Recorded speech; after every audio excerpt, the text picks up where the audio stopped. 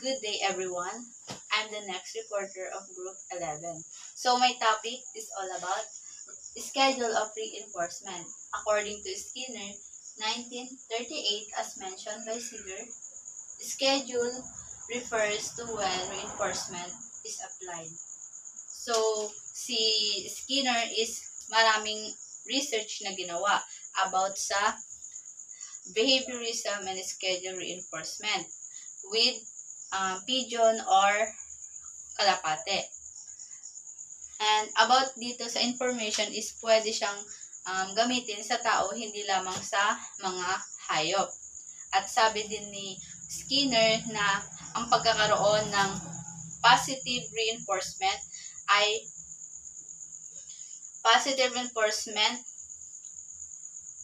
magkakaroon ng better punishment. Kagaya na lang sa pagtuturo. Mas better na bigyan natin ang isang estudyante ng teacher ng encouragement para mas mahikayat yung student na gawin yung ginawa niya noon. Like, pag nakakasagot siya is bigyan natin siya ng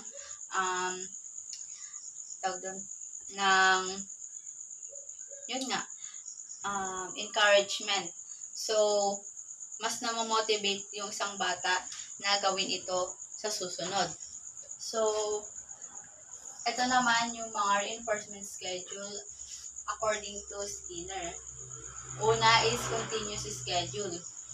So, dito naman sa continuous schedule is example, kapag tinatry na turuan ang isang learner na humingi ng break kapag sila ay nasa classroom. Every time or every minute at kadalasan kalagitnaan pa ng isang lesson. So, dito ay gusto nila kapag ano yung hiningi nila is makukuha din nila. Next is intermittent schedule. So, dito naman sa intermittent schedule, meron tayong dalawa. Fixed interval and variable interval. So, pag sinabi natin fixed interval, okay. The next one is fixed interval. The time interval is constant from one reinforcement to the next. So, fixed interval, first response is rewarded only after. So, dito sa fixed interval is may konti namang pagkakaiba kung saan ang reinforcer ay binibigay pagkatapos ng isang ginawa. Like every minute na yung teacher maaaring magbigay ng encouragement at dito ay nauulit ang reinforcement.